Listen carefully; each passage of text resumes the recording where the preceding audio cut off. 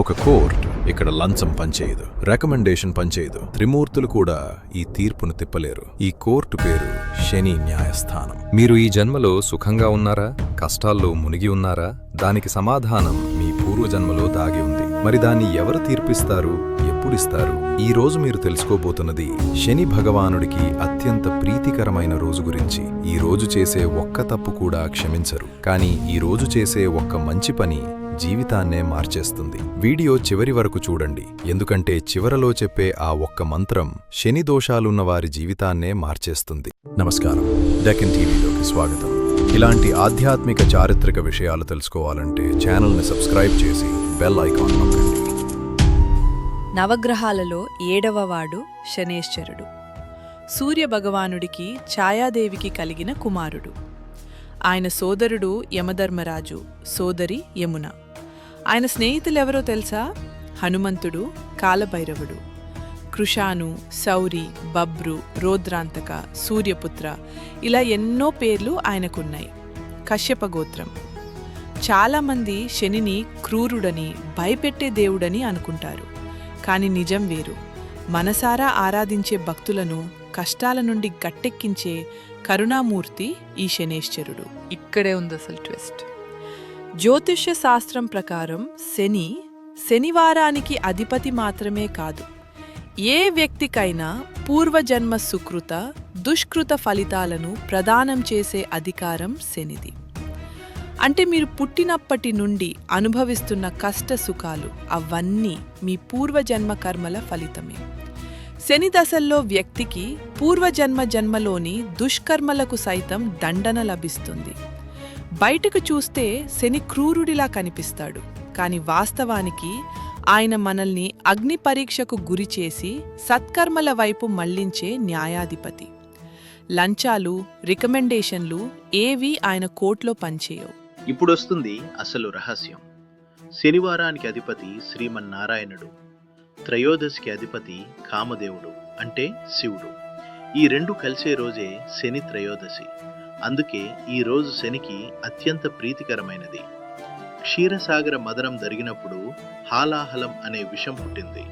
ఆ విషాన్ని తాగితే లోకాలు నాశనమవుతాయి, తాగకపోతే అమృతం రాదు. ఆ సమయంలో శివుడు ఆ విషాన్ని తన కంఠంలోనే దాచుకుని లోకాలను కాపాడాడు. ఆ త్యాగానికి కృతజ్ఞతలు చెప్పడానికి దేవతలందరూ శివుడి వద్దకు వెళ్లిన రోజే ఈ త్రయోదశి. అప్పుడు శివుడు 2 గంటల 24 నిమిషాల పాటు ఆనంద తాండవం చేశాడు. ఆ సమయాన్నే ప్రదోషం అని పిలుస్తారు. ప్రదోష కాలంలో చేసే పూజలు, దాన ధర్మాలు మామూలు సమయం కంటే ఎక్కువ ఫలితాన్నిస్తాయి. కానీ ఇదే సమయంలో చేసే పాపాలు కూడా ఎక్కువ చెడు ఫలితాన్నిస్తాయి. అందుకే శని త్రయోదశి ప్రదోష సమయంలో శివుడికి అభిషేకం చేయడం అత్యంత విశేషం. ఇప్పుడు మీరు ఆలోచించాల్సింది ఇదే. మీ జాతకంలో శని బాగాలేదా? శని మహర్దశ లేదా అంతర్దశ జరుగుతుందా? ఏలినాటి శని, అష్టమ శని, అర్ధాష్టమ శని వంటి దోషాలు మీని పీడిస్తున్నాయా? ఈ సంకేతాలు ఉన్నవారు ఖచ్చితంగా ఈ శని త్రయోదశి రోజున పరిహారాలు చేసుకోవాలి. ఎందుకంటే ఈ రోజు చేసే పరిహారం మరో రోజు చేసేదానికంటే ఎక్కువ ఫలితం ఇస్తుంది. ఇక చేయవలసిన పరిహారాలేంటో చూద్దాం. నువ్వుల నూనెతో శనికి అభిషేకం చేయండి. ఈరోజు ఉపవాసం ఉండండి. రావి చెట్టుకు ప్రదక్షిణాలు చేసి ఆవు నూనెతో దీపం వెలిగించండి. నువ్వుల నూనెలో మీ ముఖం చూసుకొని ఆ నూనెను దానం చేయండి. నల్ల కాకికి, నల్ల కుక్కకి అన్నం పెట్టండి. నల్లని గొడుగు, నల్లని వస్త్రాలు, తోలు వస్తువులు, నవధాన్యాలు, ఇనుము దానం చేయండి. ఈ స్తోత్రాన్ని వీలైనన్ని ఎక్కువసార్లు పఠించండి. నీలాంజన సమాభాసం, రవిపుత్రం యమాగ్రజం, ఛాయా మార్తాండ సంభూతం, తం నమమామి శనైశ్చరం. అలాగే ఏ పని చేస్తున్నా నమఃశివాయ అనే పంచాక్షరి మంత్రాన్ని జపించండి. వికలాంగులకు, ఆకలితో ఉన్న జీవులకు భోజనం పెట్టండి.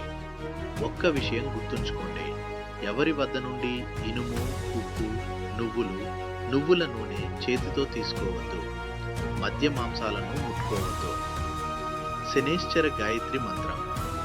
ఓం కాకధ్వజాయ విద్మహే ఖడ్గహస్త ధీమహి తన్నో మంత ప్రచోదయాత్. దోషపీడితులు ఈ మంత్రాన్ని ప్రతిరోజు ఉదయం 8 సార్లు జపించాలి. ఈ విధంగా శనిని ఆరాధిస్తే ఏమవుతుంది? బద్ధకం, చెడు ఆలోచనలు, రోగాలు, అపమృత్యు దోషం, దారిద్ర్యం తొలగిపోతాయి. వృత్తిపరమైన సమస్యలు, వివాహంలో ఆటంకాలు, శత్రుభయం, కోర్టు సమస్యలు కూడా తొలగుతాయి. ఒక్క విషయం గుర్తుంచుకోండి, శని భగవానుడు చెడు చేసేవారిని మాత్రమే పీడిస్తాడు. మంచి మార్గంలో నడిచేవారికి ఆయనే ముక్తి మార్గదర్శి. ఆయన కోర్టులో తీర్పుకి ఎదురులేదు, కాని ఆయన ముందు మంచి పనులు, నిజమైన భక్తి తప్ప ఏదీ పనిచేయదు. ఈ శని త్రయోదశి రోజు ఈ పరిహారాలు చేసి శని భగవానుడి అనుగ్రహం పొందండి. మీకు ఈ వీడియో నచ్చితే లైక్ చేసి మీ స్నేహితులతో షేర్ చేయండి. నమః శివాయ. ఓం నమో శనైశ్చరాయ నమః.